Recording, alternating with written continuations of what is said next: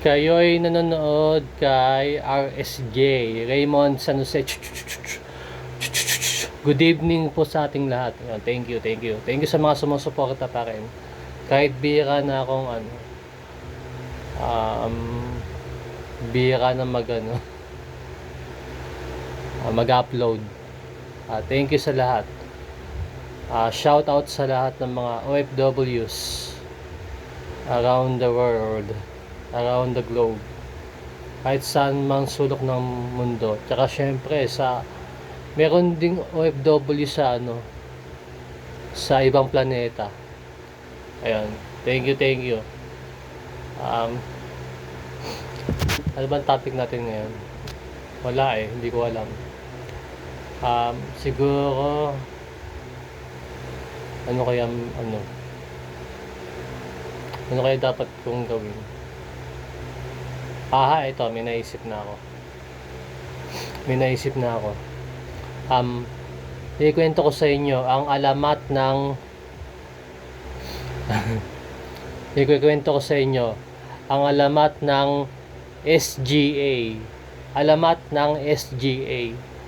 So, saan ba nagmula ang alamat ng SGA? So, ito yun. Nung unang panahon, ito yun.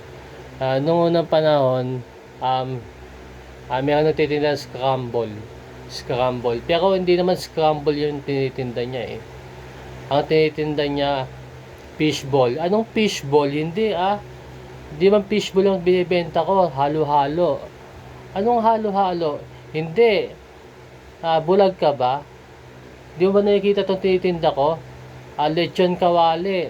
Anong lechon kawali? Hindi Ang tinitinda ko Ang tinitinda ko mais. Anong mais? Hindi naman mais yan eh.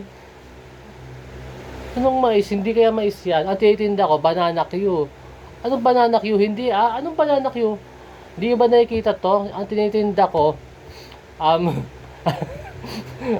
tinitinda ko dito kamote Q. Ano kamote Q? Hindi Ang tinitinda ko barbecue. Anong barbecue? Hindi.